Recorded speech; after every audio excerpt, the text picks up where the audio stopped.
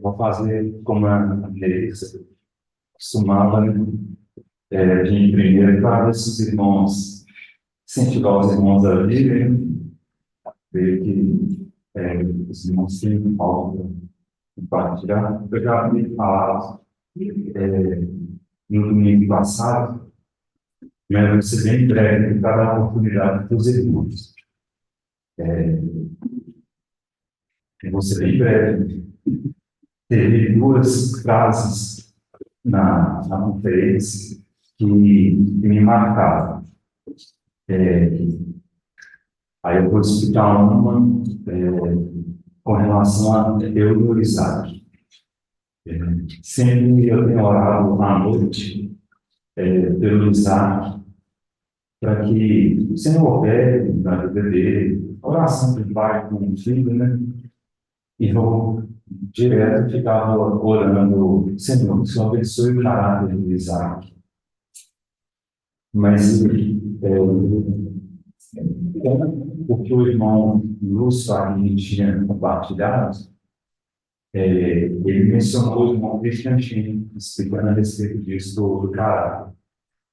Que o caráter ele é formado quando você caminha muito, mas muito tempo ao lado de uma pessoa, você convive muito, muito tempo com aquela pessoa, de tal maneira que você pega até os costumes daquela pessoa. Aí isso é formado o caráter. E aí depois que ele falou isso, eu pedindo ao Senhor, implanta teu caráter no Isaac, mas primeiro tem que implantar em mim, né? Aí eu vi assim que a gente precisa, né? Eu principalmente preciso constantemente buscar cada vez mais o Senhor. Estar aqui com os irmãos tem sido de grande bênção para mim, porque eu tenho procurado fazer um esforço para estudar mais a palavra, e no estudar a palavra a gente começa a contemplar, compreender o Senhor de uma outra forma assim maravilhosa. O irmão Luiz Fontes, ele tinha mencionado sobre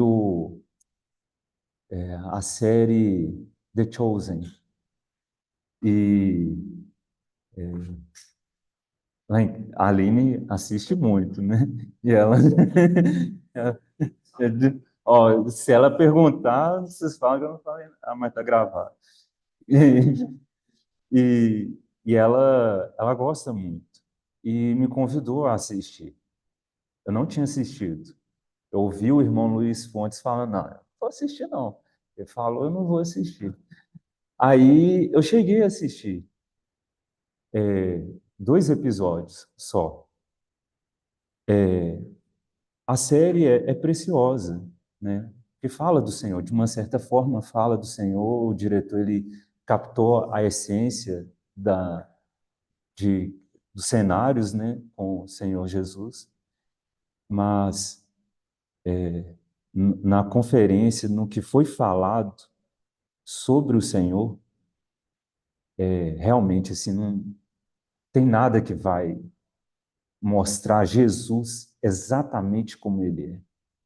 Ele é incomparável. Não tem como, assim, por mais que coloque uma pessoa para fazer algo de caridade, com o olhar, com o gesto, ainda não vai ser exatamente como o Senhor. Porque ele, quando ele olha para nós, ele olha no mais profundo. Então ele vê até os defeitos, ele vê até as nossas falhas, ele vê todas as nossas limitações. E mesmo assim ele olha com um olhar de amor tremendo. E aproveitar falando de amor, corrigir algo que eu havia falado errado antes. Em Cântico dos Cânticos, eu tinha falado que a igreja arrebatar o coração do Senhor com de nossos olhares. Mais, para ser mais preciso, é a noiva. Então, o irmão Bornelli, ele havia compartilhado em 2022, na conferência, acho que de São Lourenço, ele descortinou o Cântico dos Cânticos, e o Luiz Fontes trouxe mais uma vez, e ele foi bem preciso. Ele falou, irmãos, existe a, a, a amiga, né, e a noiva. Existe um patamar elevado, que é a noiva. Então, esse patamar elevado de noiva é que o Senhor almeja ver em nós. E foi que o irmão Lúcio Aguirre trouxe bastante para que tudo possa convergir na pessoa do Senhor Jesus. Então, convergir na pessoa do Senhor Jesus, isso envolve todos os aspectos das nossas vidas, de sermos humildes, sermos mansos, sermos pacificadores, sermos longânimos, sermos misericordiosos, assim como a gente recebe misericórdia, a gente possa doar, assim como a gente recebe graça do Senhor, a gente possa doar, porque aí fica em vão a oração do Pai Nosso, né? Porque, assim, perdoar as nossas dívidas, Senhor, perdoa as minhas dívidas, como eu perdoo dos outros. Então, nossa, eu perdoo pouco, ainda fico guardando um rancor, então o Senhor vai guardar, assim, vai medir da mesma forma. Não é que o Senhor vai guardar, ele vai medir da mesma forma. E a outra frase que me chamou a atenção também, até escrevi aqui para não esquecer. Foi falado bastante sobre a volta do Senhor também, né? Mostrou assim o amor do Senhor, o anelo dele por nós, de forma que possa nos cativar para procurarmos fazer muito esforço para que possamos alegrar o coração dele. O Senhor tem uma expectativa de nos ver no reino. E aí foi falado sobre a igreja de Laodiceia e de que teve uma que não foi aprovada. Aqui, ou uma que foi aprovada, né? Das igrejas, a igreja de Filadélfia. E a igreja de. Interessante que eu achei na igreja de Filadélfia, não precisam abrir, não, que eu leio aqui. Apocalipse 3, capítulo 3, versículo 8. Conheço as tuas obras, eis que tenho posto diante de ti uma porta aberta, a qual ninguém pode fechar, que tens pouca força. Entretanto, guardaste a minha palavra e não negaste o meu nome. Achei interessante isso que Senhor, vendo a gente com tanta limitação, com pouca força, mas mesmo aquele pouquinho de força, nós possamos ser, né, perseverantes para quando chegar momentos bem difíceis mesmo, pior do que uma pandemia, porque ninguém imaginava, eu particularmente não imaginava que haveria um momento como esse. Até que eu falava no serviço assim, olha São Paulo como é que está, cheio de carro, a pessoa gasta quase 2 horas para chegar em casa, outros estados, outras cidades. Belo Horizonte também fica mais de 1 hora no trânsito para chegar em casa. A estratégia é você morar perto do trabalho. E jamais ia imaginar que ia ver a pandemia e acabar tudo, assim. O que é o trânsito no período da pandemia? O mundo praticamente parou, como até o Mário tinha falado lá na conferência. Parou de tal forma, não foi como uma outra peste que teve, peste negra, acho que é a peste negra, que foi muito mais avassaladora do que a pandemia. Só que a pandemia ela gerou um impacto mundial por causa da tecnologia. Hoje está tudo. Nós precisamos de tecnologia aqui, telefone, em tudo, praticamente tudo na vida. E ninguém imaginava, eu não imaginava que haveria um momento como esse. E se eu até pensei assim, nossa, isso não é coisa dos chineses e tal, que todo mundo ficava falando e eu lendo as mídias, e é uma postura errada. A postura certa é estar de joelhos e clamando, Senhor, por favor, não estou conseguindo enxergar, não estou conseguindo entender, não estou conseguindo compreender, mas me faz compreender essa situação. E eu pedi perdão para o Senhor, porque isso foi do Senhor. A pandemia foi do Senhor, nada acontece sem a vontade dele. Nada acontece, nada mesmo. Então, nada impede de vir algo pior. Se o Senhor quiser, ele pode fazer algo vir pior do que foi. E mesmo se vier algo pior do que a pandemia, que a gente, mesmo nessa pouca força, possamos ser perseverantes no Senhor, guardar os mandamentos, guardar o nome dele e ser o testemunho dele. E aí essa foi a igreja de Filadélfia, que foi a única assim aprovada. E a igreja de Laodiceia, ela foi reprovada. E reprovada assim, no meu ponto de vista, pior, a ponto do Senhor querer vomitar. Porque o Senhor disse, ainda em capítulo 3, versículo 15, conheço as tuas obras, que nem és frio nem quente. Quem dera fosses frio ou quente. Assim, porque és morno e nem és quente nem frio, estou a ponto de vomitar-te da minha boca. Que não sejamos como essa igreja, né? Apesar de que estamos no momento que o mundo está assim, né? Como o Mário tinha compartilhado, a igreja de Laodiceia, ela representa este momento que estamos passando no mundo, porque vemos muitas pessoas falando que são cristãs.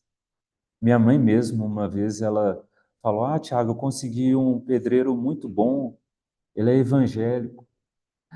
Aí eu, mãe, hoje isso não significa nada.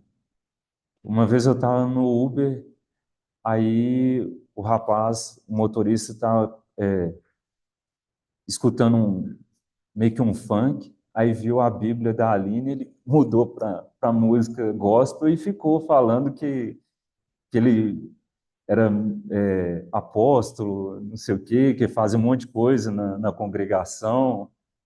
Então, acabou, às vezes, virando assim uma moda.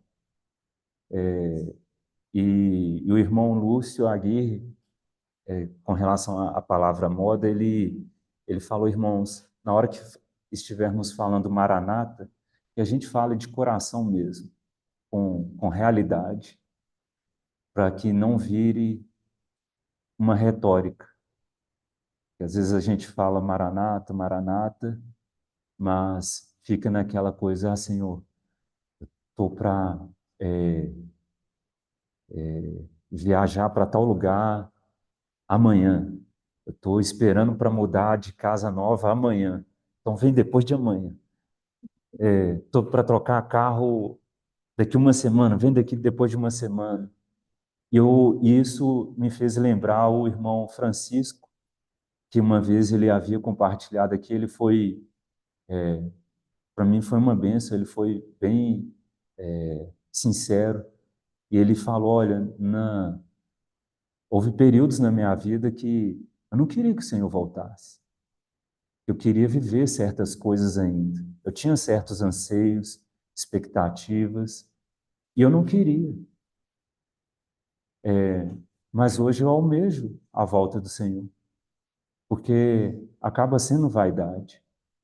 Naquele momento, o irmão, ele conseguiu, assim, captar realmente o desejo do Senhor, que a gente almeja a volta do Senhor a despeito de tudo, não para nos livrar de um momento pior que está por vir, não para pedir, retardar a volta do Senhor por causa de anseios do nosso coração, que é extremamente corrupto, como a palavra diz, mas que a gente almeje a volta do Senhor por amor a Ele mesmo. E aí foi falado sobre os vencedores, que eu não entendia. E aí eu escrevi aqui, que foi a segunda frase que me impactou. Os vencedores são aqueles que fazem a prioridade de Deus as suas. Como o tema, né, é o fim do tempo e as prioridades de Deus, e aqui os vencedores é aquele que faz a prioridade de Deus, a vontade do Senhor ser a sua própria vontade. Ou seja, realmente, é como Paulo fala, né? Converter a vossa mente e o vosso coração. Então, converter o coração para o coração do Senhor. Porque se a gente está alinhado com a vontade do Senhor, certamente nós iremos fazer tudo aquilo que está no coração dele. E quero só, desculpa, estou concluindo aqui. Por favor, irmãos, vamos abrir em Daniel, capítulo 5. Daniel, capítulo 5, versículo 24.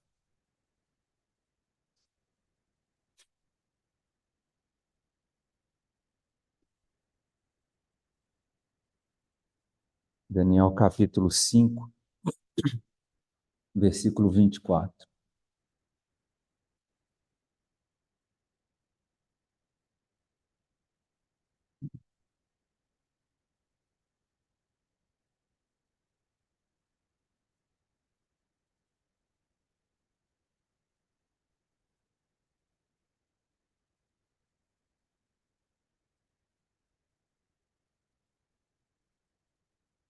Assim, Daniel 5, 24. Antes de ler, eu vou contextualizar. Estava eu e a Aline em casa e estávamos exortando Isaac em amor. E, e aí falamos com ele, filho, as coisas do Senhor a gente precisa ter reverência. Ele como criança, né? Que bom que o Senhor entende o coração da criança. Às vezes faz as coisas sem maldade. E, e criança gosta muito de histórias, né? De histórias assim que impacta aquela coisa. E a Aline falou do momento em que o filho de Nabucodonosor, ele pegou os cálices, tudo que era do tabernáculo e usou numa festa, numa farra. Não teve temor. E aí a Aline falou com Isaac Filho, quando ele fez isso, foi escrito na parede, assim, ó, uma mão escrevendo na parede. Aí ele regalou o olho assim, uma mão, e não tinha ninguém nem. Não vi, só vi a mão escrevendo na parede. Tipo, aí ela falou algo com efeito de fogo e tal. E aí é o que está escrito aqui. Então, da parte dele foi enviada aquela mão que traçou esta escritura. Esta, pois, é a escritura que se traçou. Mene, mene, tekel e parsim. Esta é a interpretação daquilo. Mene, contou Deus o teu reino e deu cabo dele. Tekel, pesado foste na balança e achado em falta. Pérez, dividido foi teu reino e dado aos medos e aos persas. Parar por aqui. Então, parar por aqui. A gente sabe que o filho de Nabucodonosor, ele, Belsazar, ele morreu logo algum tempo depois. Foi rápido isso. Por que que eu estou trazendo isso? É, quando o irmão Mário falou sobre a parábola das minas e dos talentos, e falou sobre um irmão em Cristo que fez muitas coisas e ele se apresentou ao Senhor. Ele, assim, pensou, né? Nossa, quando eu me apresentar diante de Deus, eu vou estar com os braços cheios. Eu fiz muitas obras, muitas coisas para o Senhor. E aí ele teve uma visão de que quando ele foi se apresentar para o Senhor, como o Senhor é fogo, consumiu tudo aquilo que estava nos braços dele. E era madeira, palha e feno. E aí ele viu uma irmã, uma senhora, e não tinha nada nos braços. Mas quando ela abriu as mãos, cheio de joias, pérolas, pedras preciosas, e o Senhor se alegrou disso. Resumindo, não é muito o fazer, se não for de coração, alinhado com o Senhor. De nada adianta. Como está escrito, pesado foste na balança e achado em falta. Aí eu até comentei com a Aline, nossa, achou em falta porque não tinha nada de Jesus, né? Então, que sirva assim de reflexão para nós. Será que nós estamos na balança? Nós vamos pesar mais de Jesus? A gente precisa pesar mais do Senhor. A gente precisa estar com as mãos cheias de pedras. Os outros não precisam ver.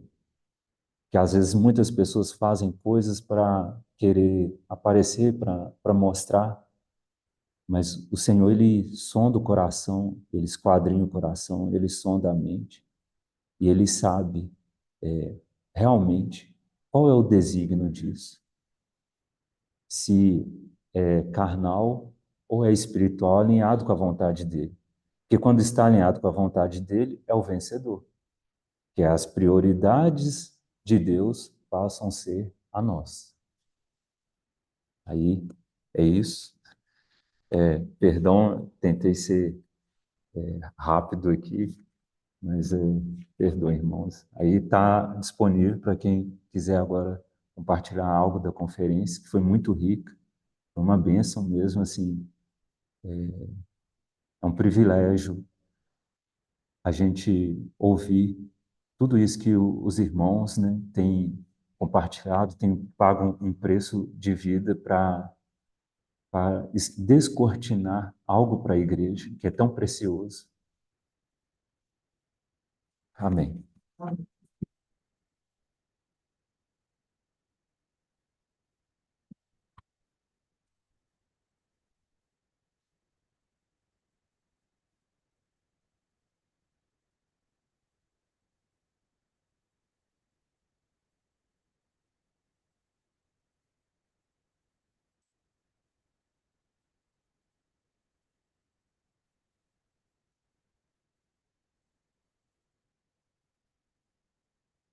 Irmãos, então, eu fui profundamente impactada com a palavra que eu ouvi e eu acho que eu estimulo os irmãos a ouvirem também. Eu não me sinto adequada a estar aqui de compartilhar nada. Com certeza eu não vou conseguir transmitir o impacto que foi na minha vida. Mas algumas coisas me... Eu acho que o Tiago acabou de falar sobre o filho do Nabucodonosor, aquele, aquela mensagem que foi escrita na parede que ele foi pesado na balança e foi achado em falta. Irmãos, o Senhor está fazendo isso com a gente hoje. Essa foi a moral da história que eu vi na conferência. E isso me fez lembrar que na última semana do Senhor, quando ele entra aquela entrada triunfal em Jerusalém, só o Evangelho de Marcos fala o seguinte: é, ele entrou em Jerusalém, Marcos 11. Jesus entrou em Jerusalém e se dirigiu ao pátio do templo, deu uma boa olhada em tudo à sua volta, como já era tarde, foi para Betânia. E a sensação que eu tive foi o seguinte: da mesma forma, dos últimos dias do Senhor, ele entrou no templo, deu uma olhada, ele não achou nada, ele não se achou no templo, ele não tinha nada a ver com o templo.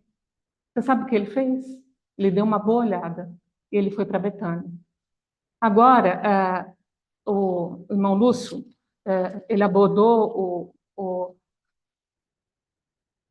Apocalipse de uma maneira assim, eu nunca tinha ouvido, achei muito oportuno. A mesma coisa está acontecendo aqui em Apocalipse. O que o irmão falou foi o seguinte: muitas vezes a gente fica só pensando, a gente quer saber dos sinais, das figuras, de tudo, e a gente perde a essência do livro. E que o que ele abordou foi o seguinte: que os 3 primeiros capítulos do livro é muito importante, ela é a chave para a gente entender todo o livro. Então, muitas vezes as pessoas desprezam essa primeira parte, porque fala das 7 igrejas, né, tudo, e já vai direto para o capítulo 4 e em diante, porque quer saber dos sinais, do que vai acontecer, tudo. E que como a gente precisa desses 3 primeiros capítulos, porque ele vai ser a chave do livro. E é uma coisa muito interessante, porque quando João teve a visão em Apocalipse, aqui no capítulo 1, que ele...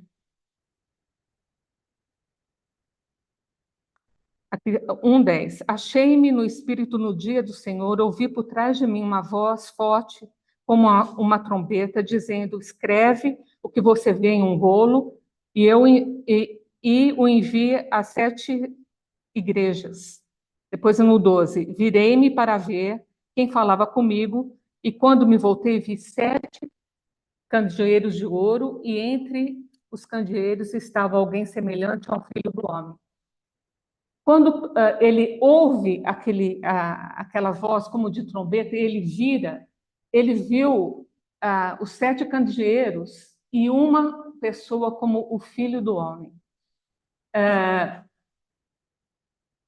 E é interessante porque, que nem assim, muitas vezes a gente acha que a parte mais importante daquilo que João viu foi os 7 candeeiros de ouro, que nós vamos ver que são as 7 igrejas, né? Como se as 7 igrejas fossem o mais importante. Elas não são o mais importante.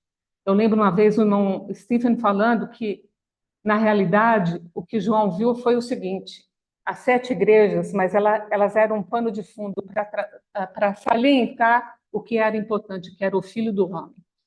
Então, é interessante que aqui, quando ele abre o Apocalipse, a gente vê que a primeira coisa que a gente vai ver é o Filho do Homem e a característica dele. São 7 pontos. Ele, o Senhor, na sua glória. E uma coisa que o irmão enfatizou foi o seguinte: engraçado, né? João viu como o Filho do Homem. Por que não o Filho de Deus? estaria tudo adequado para a gente ver o Senhor na sua glória, mas ali ele está representando o Filho do Homem, aquele varão que Deus tinha em mente quando ele criou lá em Gênesis. E ali ele vê todas as características gloriosas do Senhor. E daí a gente vai ver o seguinte: nos próximos 2 capítulos, ele vai falar sobre as 7 igrejas que havia na Ásia. E há muitas interpretações. Realmente, essas 7 igrejas existiram na Ásia. A gente pode falar, achar uma forma espiritual do que ela quer ensinar para a gente, mas uma das maneiras que o irmão enfatizou, a gente pode ver essas 7 igrejas como as 7 igrejas que aconteceram no decorrer da história da igreja.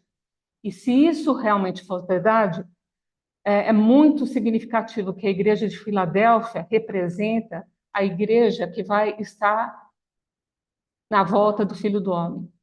Está vivendo na volta do Filho do Homem. Então, somos nós, irmãos. Essa é a igreja que nos representa. E uma coisa interessante, a gente vê que como o Senhor foi até Jerusalém na última semana dele, e ele olhou atentamente para o templo e não reconheceu nada dele, o Senhor está andando no meio das 7 igrejas. Aqui em Apocalipse 2, Laodiceia, desculpe, eu falei errado. Então, isso é muito significativo, a gente tem que ver se essa, historicamente, vai ser a última igreja. Então, a gente tem que tomar atenção, porque essa é a época que nós estamos vivendo, que vai anteceder a volta do Senhor. Aqui no capítulo 2, ele fala o seguinte: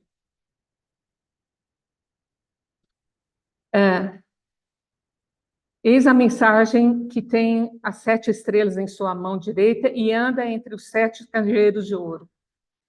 É muito interessante porque aquelas características que foram apresentadas no Apocalipse 1, do Senhor, tudo aquilo que era característica do Senhor, a gente vai ver que quando ele passeia, porque aqui fala que o Senhor estava andando entre essas 7 candeeiros de ouro, a gente vai ver que quando ele aproxima de cada igreja, a primeira coisa que ele fala assim: esse aqui é o que diz, e ele vai falar alguma característica que era dele, que foi apresentado no capítulo 1.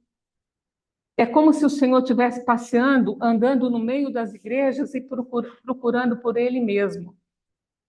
E isso é muito significativo, irmãos, porque da mesma forma que ele andou ali no templo e não achou nada dele, ele agora está no meio das suas igrejas, andando e procurando por ele mesmo, pela vida dele. Então, assim, muitas coisas aconteceram no decorrer. Você vai ver que cada carta, exceto Filadélfia, como foi falado, elas têm coisas que não deviam estar lá, que foram introduzidas, doutrinas contrárias, como nicolaítas, aquela mulher como Jezabel, e várias outras coisas. O Senhor, então, eu acho que o que eu senti foi que aqui o Senhor está dando uma chance para nós, falando assim: embora vocês sejam igreja, eu estou buscando pela minha própria pessoa expressa em vocês. Se vocês não estiverem expressando a minha vida, tem alguma coisa errada. E eu sempre achava que, nossa, essas igrejas aqui de Apocalipse era como se fosse uma punição, o Senhor estava sendo tão duro. Mas ali, irmãos, até o Lúcio falou sobre isso. O Senhor está dando uma chance para as igrejas consertarem. Irmãos, o Senhor está dando uma chance para nós. E ele fez uma comparação com o seguinte: da mesma forma que a gente vê lá em Gênesis, quando o Senhor criou Eva, e ela só foi criada depois que Adão deu nome a todos os animais, e ele não achou ninguém que era semelhante a ele. Nós vemos que ali em Gênesis, Eva foi criada de uma parte de Adão, era totalmente semelhante a Adão. E a igreja, a função dela, ela tem que ser semelhante ao Senhor.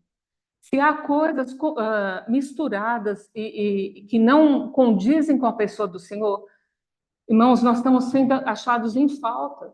Isso é muito sério. O Senhor está passeando entre as igrejas e está buscando Ele. Então, isso tanto individualmente como coletivamente, que eu posso ver assim, Senhor, sonda-me para ver se há algo errado em mim. Mas se a igreja está tendo mistura, ela não está cumprindo a função dela. Ela não está cumprindo. Porque a igreja, o que é? Ele fala que é um candeeiro. O candeeiro, ele não é nada em si. Ele pode ser de ouro, não é nada em si. Mas a função dele era sustentar a luz. Se ela não está sustentando a luz na nossa geração, tem alguma coisa errada. Então, eu vejo assim, eu não sei se eu consigo expressar, mas eu fiquei muito impactada porque o Senhor deseja nos acordar, nos acordar. E o que o irmão falou também é assim, como esses 3 primeiros capítulos são a chave para entender todo o livro, então assim a gente vê que a primeira coisa, a primeira visão que a gente tem é a pessoa do Senhor gloriosa, e depois ele passeando sobre as igrejas e buscando que elas consertem. Mas só que no final de Apocalipse, nos últimos capítulos, a gente vai ver aquela cidade gloriosa que desce do céu. A gente não vê mais candeeiro, a gente não vê mais isso, porque o Senhor é a luz, né? E está lá no final. E é interessante que é como se a cidade toda agora fosse um grande candeeiro expressando a luz. Mas aqui no 21 fala assim, 21, 22. Não vi nenhum templo na cidade, porque Adonai, Deus dos exércitos celestiais, é seu templo, bem como o Cordeiro. A cidade não necessita de sol nem de lua para brilharem sobre ela, porque a glória de Deus lhe dá luz e o Cordeiro é a sua candeia. Então, é como se toda aquela cidade fosse agora um grande candeeiro expressando a vida, a glória de Deus. Então, o que o irmão quis dizer foi o seguinte: se ali no começo do livro, né, de Apocalipse, a gente vê que as igrejas estão em falta, exceto Filadélfia, alguma coisa deve ter acontecido em todo o livro para que no final o Senhor obtivesse aquilo que ele sempre almejou, né? Que a glória dele fosse expressa. Então, há muitas coisas que vão ter que acontecer. E se a gente vir no capítulo 12, a gente vai ver aquela visão da mulher, mas eu não vou entrar nesse detalhe, mas a gente vai ver que o Senhor passear entre as igrejas e ele obter no final de Apocalipse o que ele desejava, nesse capítulo 12, quando a gente vê aquele grande sinal do céu, a mulher que estava com dores de parto, tudo, a gente vê aqui a introdução do reino entre a situação atual da igreja até o final, o que o Senhor quer obter. Haverá um reino. Haverá um reino. E quem introduz esse reino são os vencedores. Eu acho que eu não me sinto qualificada a falar isso, mas se a gente vir aqui, essa mulher está em trabalho de parto e ela está a ponto a dar à luz. O dragão ele não está nem um pouco interessado nela, nem um pouco. Ela não afeta nada o reino dela. Mas o que afeta era esse filho varão. Por que eu estou falando desse negócio dos vencedores? Que a gente vai ver uma característica aqui desse filho varão, quer ver? Ó? No capítulo 12, 4 fala assim, no finalzinho. Ele parou diante da mulher que estava para dar à luz, a fim de devorar o seu filho assim que nascesse. Ela deu à luz a um filho, um homem, né, um varão, um filho varão, que governará todas as nações com cetro de ferro. Essa característica de governar com cetro de ferro foi uma das características do vencedor de uma das igrejas que fala que isso seria, obrigada, uma característica daquela igreja. Aqueles que tivessem ouvido para ouvir, seria dado a eles esse governar com cetro de ferro. O irmão, ele não teve muito tempo para desenvolver isso, mas se a gente vir aqui, quando esse filho varão é levado, é tomado, logo depois o reino vem. E isso me chamou muita atenção também, porque ele fez uma comparação. Quando a gente vê aquela oração que o Senhor ensinou, né? Que a gente, Pai Nosso que está no céu, né? Santificado seja o teu nome, venha o teu reino. Então, ali nessa oração do Senhor, o Senhor nos estimula a pedir para que o reino venha. Agora, aqui a gente viu que o reino do Senhor veio. Aqui, ó, no 12, Apocalipse 12, 10, agora veio a vitória, o poder e o reino do nosso Deus. Então, e o que o irmão quis dizer, falou, então eu sugiro que vocês ouçam, porque eu não vou conseguir expressar. Mas muitas vezes a gente ora, fala assim, Senhor, vem o teu reino. Mas quem pode introduzir o reino são aqueles que ouvem o que o Espírito está dizendo às igrejas. Se eu vivo uma vida que não condiz com isso, eu posso orar, mas eu não vou trazer o reino. Eu não sei se vocês estão entendendo. Isso foi tão impactante para mim, e eu vejo assim, que o Senhor está passeando entre nós. E Ele está mostrando, falando assim, olha, aqui tem esse ponto. Você está tendo mais uma chance, eu não sei quantos anos mais nós vamos ter, para a gente viver de uma maneira que agrade o Senhor. E eu desejo fazer parte daqueles que ouvem. E tem uma coisa que eu acho muito significativa também, foram muitas coisas significativas. Quando o Senhor nasceu, um dos nomes do Senhor é Emanuel, Deus conosco. Ele estava no nosso meio. Quando ele fala daquelas parábolas de Mateus 13, alguns irmãos, né, estudam, é como se o Senhor estivesse falando o que ia acontecer depois da morte dele, naquelas parábolas, no meio, na igreja. Ele estava já anunciando de antemão o que iria acontecer. Tem até um irmão que faz um paralelo daquelas parábolas com as 7 igrejas do Apocalipse. Isso não vem ao caso, mas uma coisa que me chama a atenção é o seguinte: quando o Senhor está falando aquelas parábolas, falando em cada época o que iria acontecer, do joio, do semeador, o Senhor vira toda hora e fala assim: quem tem ouvido, ouça. Não é interessante isso? O Senhor foi o primeiro. Por que ele fala isso? Porque ele estava ali presente, ele era Deus conosco, ele estava presente. Quem tem ouvido, ouça. Mas agora, a mensagem que o Senhor está dando para nós em Apocalipse é diferente. Quem tem ouvido, ouça o que o Espírito diz à igreja. Nós estamos numa época, numa dispensação do Espírito. Quem pode produzir a natureza de Cristo em nossas vidas, individual e coletivamente, é só o Espírito Santo, mas eu tenho que colaborar com ele. Então, irmãos, o Senhor está buscando ele mesmo na sua igreja, nessa época que nós estamos vivendo. Ele mesmo, ele está buscando.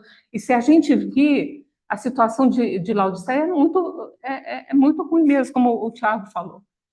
Mas para ela é prometido o que os irmãos falam, o ápice da recompensa, que é sentar com ele no trono. Aqui, ó, Apocalipse 3.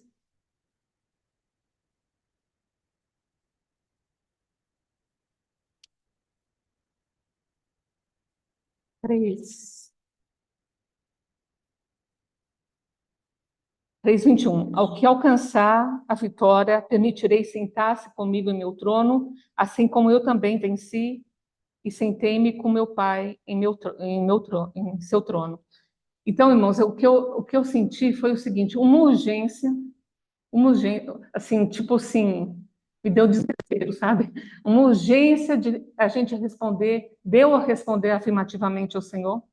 E muitas vezes a gente acha que só porque nós fomos salvos, nós vamos sentar com Ele no trono. Não, irmãos. Tem um pré-requisito. Aquele que ouvir o que o Espírito diz à igreja e colaborar para que Ele trate nas nossas vidas. esse vai sentar com ele no trono. Eu não sei se eu consegui, eu não acho que eu consegui expressar, mas eu senti uma grande urgência, porque há uma diferença. O, o irmão até falou, ali quando o Senhor Jesus encontrou com Nicodemos, ele vira para Nicodemos e fala assim: o que é nascido da carne é carne, o que é nascido do espírito é espírito. A gente recebeu a vida do Senhor, mas o nosso velho homem ainda é muito forte. E como que o Senhor vai mudar essa situação na nossa vida? Eu me lembrei essa semana, a semana inteira desse versículo, e eu acho que agora faz um pouco de sentido lá em Gálatas. Gálatas 4,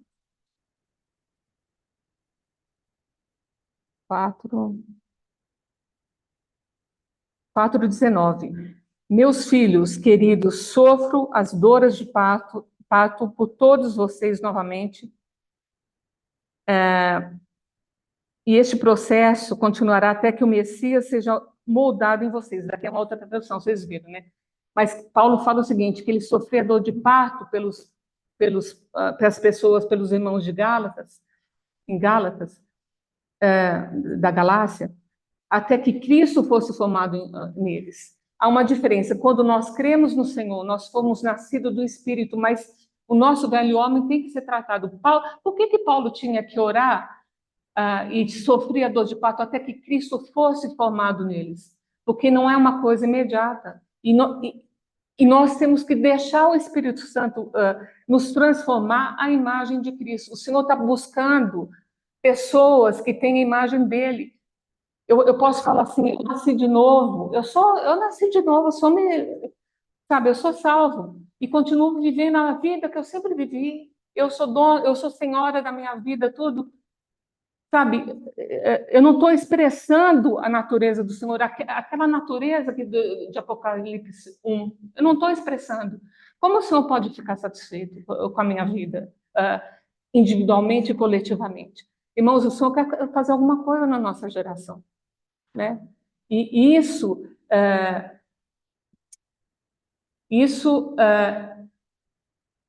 precisa da nossa resposta, da nossa resposta. Ele não vai forçar, ele não vai forçar. Eu dou graças a Deus, porque nós estamos vivendo na época do Espírito. Hoje ele fala, quem tem ouvido, ouça o que o Espírito diz à igreja. Ele está passeando, irmãos. Então, eu não sei se eu consegui falar, mas isso me impactou muito. A urgência, a urgência. Quanto tempo mais nós vamos ter? Então, a gente pede assim, Senhor, que o seu reino venha. Mas se eu não estou vivendo dessa maneira, eu não estou trazendo o reino. Eu não sei se dá para entender isso. E isso me impactou, sabe? E eu estimulo os irmãos a ouvirem, que eu acho que pode ser de grande ajuda. Amém.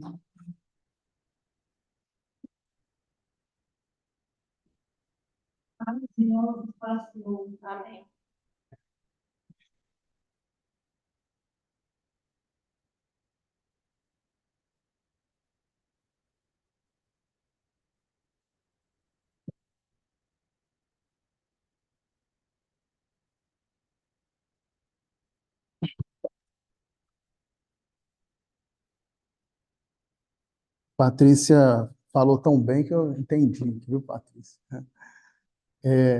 E também isso foi uma das coisas que... Eu cheguei agora, vocês falaram, a gente está comentando sobre conferência, que tem gente nova, não sei. Ah, tá bom. Então, eu também fiquei muito impactado por muitas, né, coisas. Ah, tá. Eu fiquei muito impactado por muitas coisas que foram ditas, né? Mas esta questão do tempo, né? Enquanto o irmão ia falando, eu coletei vários pensamentos que os irmãos entre nós aqui mesmo já falaram no tempo, né? E dois eu queria comentar, assim, o primeiro é bem rápido, né? Sobre quando a gente vê o povo no deserto, né? O Senhor tirou eles o povo de Israel do deserto, né? Então, Eu vou ler rapidamente alguns versículos aqui com os irmãos, para eu também tentar expor isso, né? Então, primeiro, Êxodo 20, eu vou direto no versículo, não vou ler contexto, porque não dá tempo. Êxodo 20, no versículo 2, fala assim: Eu sou o Senhor, seu Deus, que o tirou do Egito, da casa de escravidão. E depois ele continua falando. E depois ele tirou, levou o povo ao deserto, né? E nós vimos lá no finalzinho, um pouco antes da entrada na terra que o Senhor deu para eles, na terra de Canaã, houve aquele estresse, né? Do relatório dos espias voltando, falou: olha, a terra é boa, mas tem muitos ofensores. Então, lembrando para Mateus 24, né? O amor de quase todos se esfriaram. Então, todos de Israel falaram: não dá. Então, o Senhor deu chance para eles. E onde a gente vê isso? Né? Lá naquele povo do Egito, se a gente for em Números 14,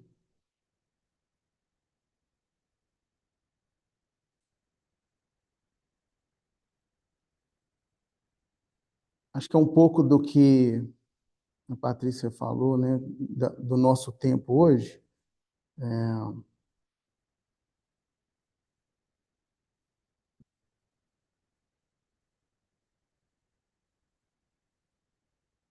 O Números 14, no versículo 11, e disse o Senhor a Moisés: até quando me provocará este povo? E até quando não crerá em mim, apesar de todos os sinais que fiz no meio deles? E aí ele fala, onde que está falando? Peraí, onde está falando 10 vezes aqui? Agora me perdi. É aqui mesmo. Ele fala assim que vocês me colocarem, acho que é 22. Isso.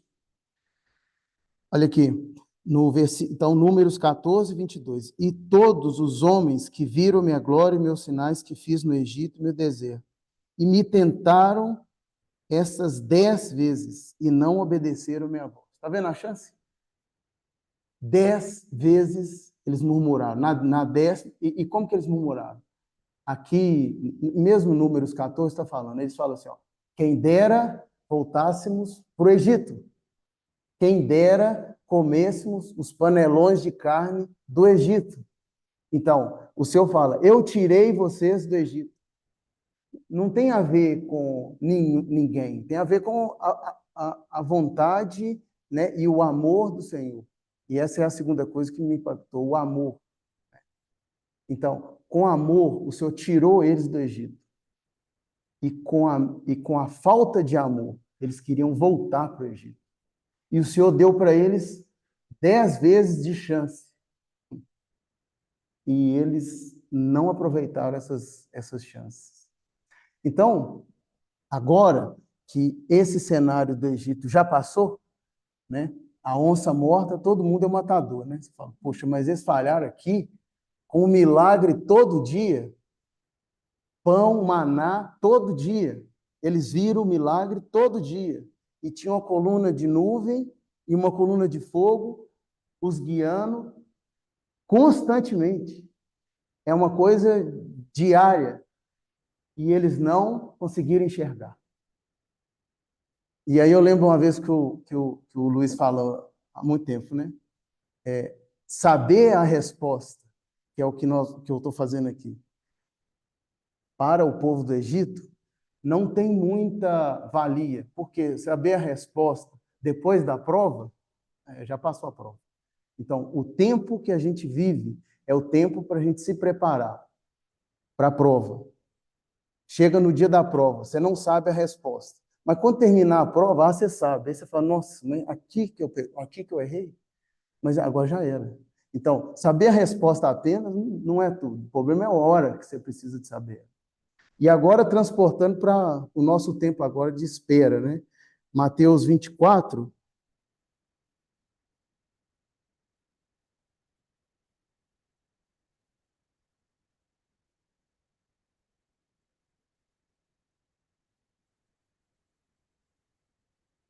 Mateus 24, não, peraí, 24, 12.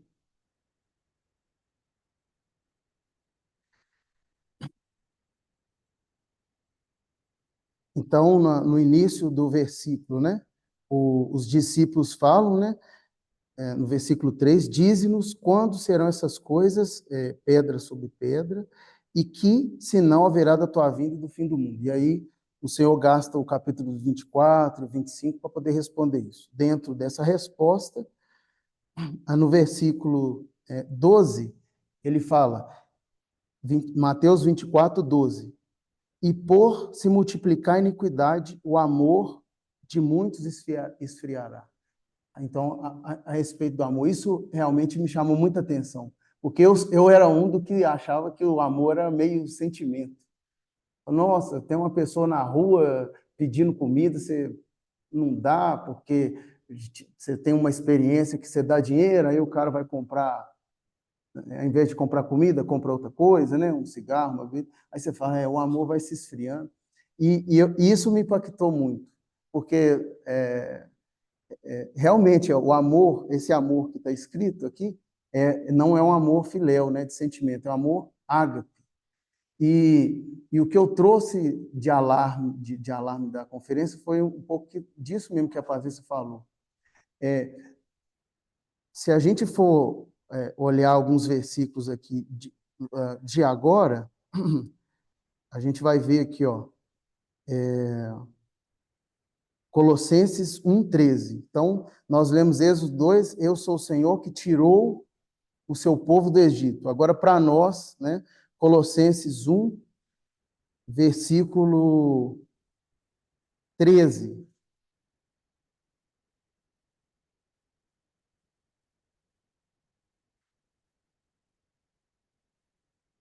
O qual o Senhor nos tirou da potestade das trevas e nos transportou para o reino do Filho de seu amor. De novo, o Senhor fez isso conosco. De novo, Ele nos tirou. Se a gente for... Eu gosto muito de Coríntios também. Se a gente for olhar em Coríntios 1, no versículo 30, a gente vai ver de novo quem fez a obra para nós. Coríntios 1, versículo 30.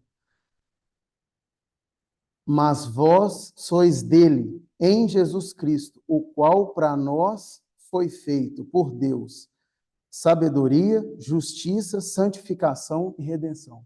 Em outras palavras, o Senhor nos imputou, nos colocou para nós sabedoria, justiça, santificação e redenção. Quem fez isso? O Senhor. Ele nos tirou da potestade das trevas e nos deu justiça, santificação, redenção, sabedoria.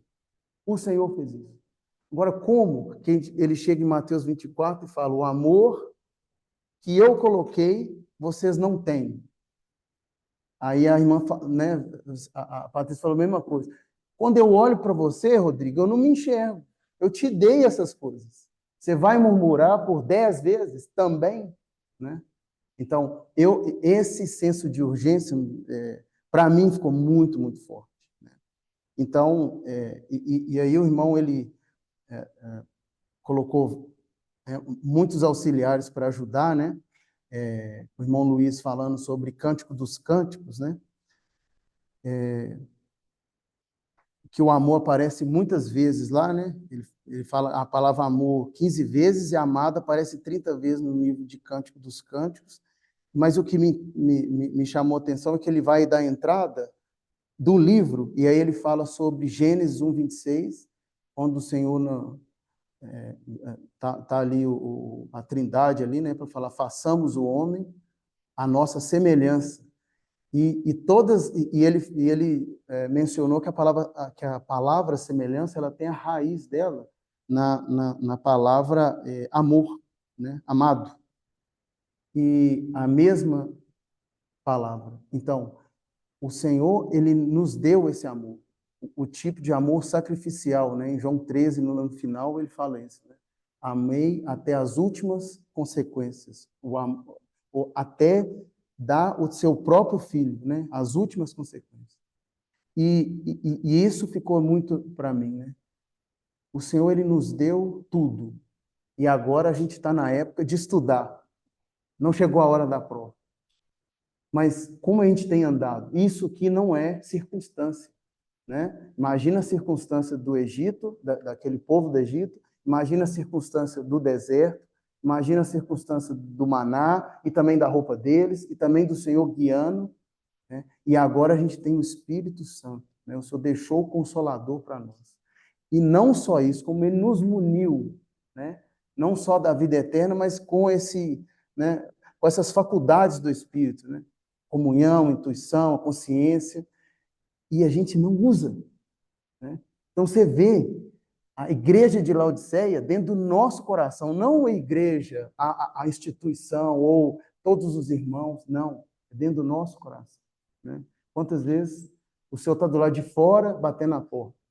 Laodiceia também. Então, assim, essa palavra de exortação ficou muito, muito forte, né? E que a gente possa utilizar ou pedir ao Senhor, né? Conforme a parábola do semeador, né? Senhor, não deixa essa palavra, né, ser depositada em lugar diferente, com uma terra fértil dentro do nosso coração. Amém.